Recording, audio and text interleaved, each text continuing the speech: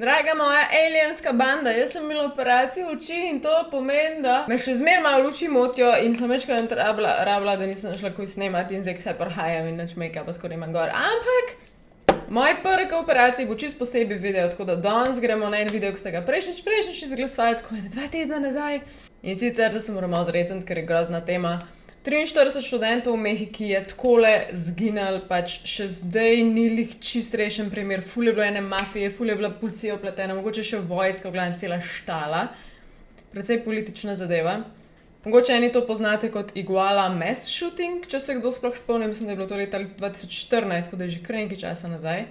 In pa preden začnemo, draga moja alienska družina, na sliki gledate Alenko, kaj je naredila v 8 do 9 mesecih fitnessa, nič ni drastičnega, ampak sem noter padla in uživam, zdaj hodim 4-krat na teden in hočem vam sam spotoma na hitro povedati, oziroma vas spomnim, da imate na gym, Bimu, vedno kodo Alenka 5 za 5% popust, dobite pa tam dobesedno vse od športne prehrane, od vseh možnih dodatkov, ki se jih lahko zamislite, do zdrave prehrane, res čisto vse, od sladic najboljših čokoladk do fižola, pač vse, in pol imaš oblačila za fitness, moderna, lepa, huda, ves čas nova dodajajo in še razne pripomočke, tako dobesedno si lahko gym doma narediš iz njihove opreme. Zdaj pa gremo za res na video. V tem primeru, kot sem rekla, 43 mehiških študentov, moških izgine in nikoli jih noben več ni videl. Tragedija se zgodi 26. septembra 2014. Informacij tukaj je ogromno. Jaz sem probala čim bolj povzeti, ampak je politično in politično jaz zelo hitro izgubim fokus, sem se pa potrudila za vas, ker vem, da so vam mafije velikrat zanimive, droge, politike in take zadeve, in sem probala fokus obdržati za vas. In ja, gre za Mehiko, veš, da bojo krateli, da bo nek shit show, ok, ampak 43 ljudi, da izgine, puf. In da so to študenti, ki imajo starše, ki jih skrbi, ki veš, da to je mlad človek in pač preprost bo štala in vsa državna splošna panika in jeza. Tako da rane še danes niso zaceljene, starši še vedno nimajo odgovorov in valjda, dokler nimaš odgovorov in trupla svojega otroka, pač imaš upanje in je grozen. Vsi ti študenti so študirali na fakulteti, ki je bila sicer zastonj, kar posledično pomeni, da niso imeli tudi financ za marsikaj, boste videli poj, zakaj je to pomemben, bila je taka neprofitna zadeva, ampak tam so jih šolali za učitelje, kar je pa ful dobra stvar, pač da ima ljudstvo izobrazbo, ne? Torej zastonj izobrazba za splošne učitelje je bila to. Fakulteta se je imenovala Ayocinapa. Je imela pa ta fakulteta od nekdaj zgodovino levičarskega aktivizma in posledično so se študenti redno udeleževali protestov, torej politika je bila vpletena, škoda, če me ne vprašaš, da ne gre samo za izobrazbo, da se treba postavljati na eno stran in to jih je mogoče tudi kasneje tepal, ampak ker so se redno udeleževali protestov, se tudi ta zgodba začne in konča s protestom. Približno 100 teh študentov, ali celo točno 100, nisem prepričana, jih je potovali z avtobusi v bližnje mesto Iguala in tam naj bi protestirali zato, ker so bili prepričani, da je diskriminacija do učiteljev oziroma do plač učiteljev, torej slabe plače, protest. Istočasno naj bi imela tam potem župan in njegova žena svoj pomemben govor, to bo pol kasneje pomembna informacija. So pa istočasno tja šli zato, ker so zbirali sredstva za potovanje, to je pa zdaj kar malo ironično. Načrtovali so potovanje v Mexico City, da bi obeležili obletnico pokola v Tlatelolku 1968. leta, takrat so pa varnostne sile v prestolnici ubile en kup študentov in to je zdaj res ironično. In že ta Guerrero, kjer se vse to odvija, je praktično najbolj nevaren del Mehike. Torej, kakor sem rekla, jih je 100, 43 jih je pa zginilo. To nam pove, da nekateri so se vrnili in imamo od njih neke informacije. Naprimer, da so pač res želeli priti do raznih avtobusov, kakor se le da bi jih imeli potem za ono potovanje v Mexico City. Ampak ves čas so te študenti trdili, da niso nikakor na silo želeli priti do teh avtobusov, ampak so na lep način prosili voznike avtobusov. Tlej se zgodba vedno, ne moreš čisto vedeti, da je absolutno res, ampak to so oni trdili. Kot sem rekla, v tej šoli ni denarja. Vozniki avtobusov tam imajo pa ponovadi eno glavno nalogo in misijo in to je to, da ostaneš s svojim avtobusom. Torej, tudi če nekdo reče, da nekam pel ali pa te pros ali pa s pištolo, znate pač strela, moraš ti ostati s tem avtobusom, ne glede na vse. In je bil en avtobusar, ki jim ga je uspelo prepričati. En voznik avtobusa se je torej strinjal in je rekel pod enim pogojem sicer, da mu pustijo uno pot, ki jo je imel. Torej, na busu je imel že nekaj ljudi, je rekel, Moj pogoj je, da jaz njih tam odložim, ker so pač redi, da jih odložim, ne morem pač iti kar novo pot. In so se te študenti strinjali, ampak vse skupaj je bila po vsej verjetnosti neka varka, ker ko so prišli do prvega cilja, so šli oni ljudje dol, voznik je šel dol, avtobus je zaklenil in jih pustil noter. Ampak to še ni tragedija. Ob 9:15 je potem prišel drug bus, ki so tudi bili gor ti študenti, ki so nekoga prepričali in so rešili te ven iz tega busa, ki so bili zaklenjeni not in so šli naprej skupaj. Kaj se je potem zgodilo tisto noč? Na poti, ko so se torej z manj busi zdaj vračali iz Iguale v Ayotzinapa, to je tam, kjer je njihova šola, so naleteli na občinsko policijo, ki je začela absurdno streljati na te avtobuse in nastala je cela štala. Policija in mehiška vojska naj bi jih trekala že odkar so štartali od protestov, torej naj bi jih že celo pot zasledovala. In vse se je začelo tako, da jim je en tovornjakar spet nekako ali podkupljen ali je bilo dogovorjen, zapeljal čez cesto in preprosto itak niso mogli nadaljevati. Potem pa je prišlo do streljanja. Najprej ne bi policisti varnostno streljali v zrak, ampak ne za dolg. Pol ne bi začeli metati kamenje, nato pa začeli gladko streljati v buse. Policisti zdaj trdijo, da so streljali zaradi tega, ker so bili avtobusi pač ograbljeni, ampak študenti še vedno trdijo, da so se lepo dogovorili s temi vozniki. To je problem, ker res ne moreš točno vedeti. Ampak v vsakem primeru, to, da greš direkt streljati na bus, je itak meni bizarno. Torej, kakšna je tam vlada, kakšna je policija, pač kakšen režim je to? Policija je pomotoma streljala tudi na avtobus, ki je vozil mlado nogometno ekipo. Mlado, ala 13, 14, 15 let. In dejansko enega ful mladega fanta tam ubil in ta ekipa se je nekako zagozila takrat s tem vozilom in niso mogli ne naprej, ne nazaj, ne nikamor, tako po strani nekako so obtičali in so se drli, če lahko nehajo streljati, da so oni samo nogometna ekipa in pač bo ali njih policija naprej streljala. Glavno bizaren dan. 15-letnik umorjen, 8 je bilo ranjenih. To je bila še ena ženska, ki je šla random, je potovala s taksijem, nič hudega ni hotela, nič ni imela zraven, je tudi ubila krogla, čist spotoma. Na tem avtobusu glavnega, na katerega so streljali, je bilo na strani 30 lukenj. Mislim, da dejansko obstajajo posnetki, ne vem, koliko safe je to v videu, da mogoče kaj bom, ampak študenti so se dejansko drli, kaj počnejo, zakaj to počnejo, da niso oboroženi, da nima to smisla.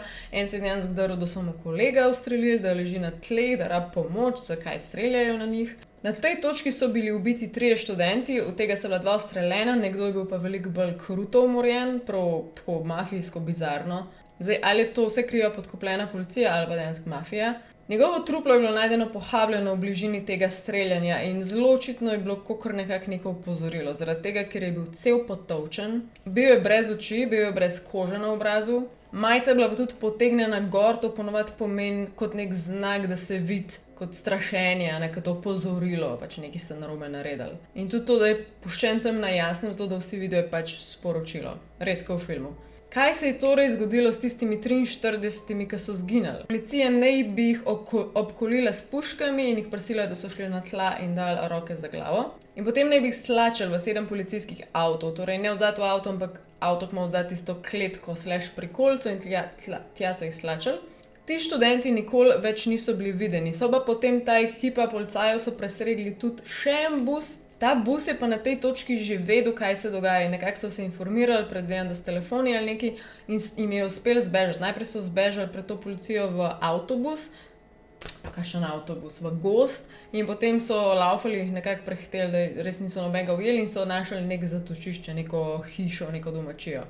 Vse skupaj do zdaj imamo 6 mrtvih, 20 v bolnišnicah in 43 pogrešanih. Ves čas omenjam, da naj bi policija potem odpeljala in odpeljala naj bi jih v mesto Cocula in po vsej verjetnosti predala naprej mafiji Guerreros Unidos. To je pač ena največjih, če ne najbolj nevarna, se pa dejansko ukvarja najbolj z usmrtitvam, drogam in pa z ugrabitvam. Tako da je velika verjetnost, da je bila ta povezava. Ta mafija naj bi jih potem naložila v tovornjak, torej žive ljudi naj bi dejansko na kup naložila na tovornjak, pač enega na drugega in odpeljali na smetišče. Te Guerreros Unidos v bistvu prevajate združeni bojevniki, skratka ena izmed večjih mafij. Na tem lokalnem smetišču v Coculi naj bi potem jih dalo vrsto, postrelili in zažgali. Zažgali naj bi jih skupaj s smetmi in z vso šaro, ki je bila tam. To je ena izmed raziskav, ki je nastala in še vedno ni potrjena, ampak pač še vedno jih ni, tako da velika verjetnost, da se je nekaj podobnega zgodilo, ampak ne moramo dejansko vedeti. Njihove posmrtne ostanke naj bi potem dali v vreče in jih čim bolj razdaljeno tako pometali v reko, da jih pač še reka odnese, tako da je cela zmeda.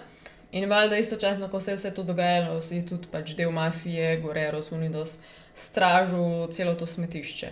Na vprašanje, če so našli njihove posmrtne ostanke, imamo milijon odgovorov in noben je čist jasen. En odgovor je, ja, so jih našli. Našli so ožgane delce kosti že leta 2014 in so analizirali to, da pripada Aleksandru Mori, ki je bil v času ugrabitve takrat star 19 let. In če njegova starša pravta, če so našli nek ud, ne vem, neko roko, nogo, nek del tega, še vedno, a veš, je lahko varka kaos, da imajo občutek, da so jih zažgali ali nekaj, lahko še zmeraj človek živ dejansko.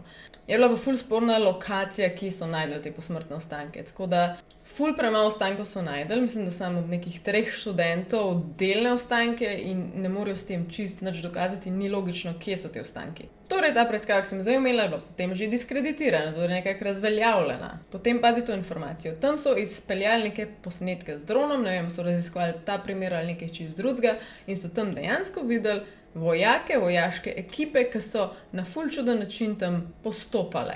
Pardon, ne vojaki, prav marinci so bili in so tam zelo nenavadne stvari počeli in potem je valjda ratala vojska ful sumljiva. In potem so tudi tam v bližini tega postopanja našli ostanke 2 študentov, en star 19, en star 20. En je bil Alfonso Rodriguez, drugi je bil pa Josué Guerrero de la Cruz. In ko sem rekla, da so jih tam postrelili in zažgali s smetmi, je bilo ovrženo, ja, in zdaj so dejansko še znanstveniki naprej raziskovali in so rekli, da karkoli je tam bilo od tega ognja, ki naj bi 43 ljudi zažgal, ni bil dost obsežen in ni bil dost velik, tako da velika verjetnost, da je bila kri. So preiskovalci prišli do še ene par zelo zanimivih logik. Meni je ful všeč teorija, da niso bili krivi dejansko toliko študenti, njihove protesti, kot pa dejansko avtobusi. Ker na avtobusih je velika verjetnost, da je bilo kaj pomembnega, naprimer droge, denar ali pa orožje. Pazi to, 5. oktobra 2014 so bliz Iguale našli eno jamo z 20 trupli. Voila, super, našli smo študente, ja? Ne. Valjda je prišlo v javnost, da so to njihovi ostanki, ampak so testirali te ostanke in nič od teh ostankov ni pripadalo tem študentom. In to še ni vse, zelo kmalu zatem so našli še 2 enake jame s toliko veliko ljudmi noter. In nič od tega ni imel veze s temi študenti. Tako da si lahko sam predstavljate, koliko štalete, koliko mafije, koliko trgovine z ljudmi, noro. Svojci od teh študentov so zelo malo potem začeli sumiti, delom zato, ker se je vojska, so te marinci na čuden način vmešali, so nekaj stikali po smetišču, da je mogoče vojska vmešana. In to se tudi potrdi kasneje, da je možno, da je vmešana vojska, zaradi tega, ker Enrique Peña Nieto je bil takrat predsednik vlade in ni dovolil kakršnega koli zaslišanja vojakov ali pa sploh bog ne daj posamično kakšnega od vojakov, da nekaj, I guess, izdal ali ne vem zakaj, ampak preprost, noben jim ni dovolil niti bliz teh vojašnic priti, da bi kdorkoli karkoli lahko zvedel. Zakaj bi sploh do česarkoli tacga prišlo? Ena zelo velika teorija je lih ta župan in njegova žena, ki sem prej omenila. Njihov levičarski aktivizem in pač te proteste v Iguali so lahko sprožili te dva na oblasti, da sta ukrepala, ker to je proti njivnim željam. Župan je José Luis Abarco in pač njegova žena. Torej, žena je imela tisti dan, ko so oni prišli v Igualo, en pomemben govor pred ogromno ljudmi.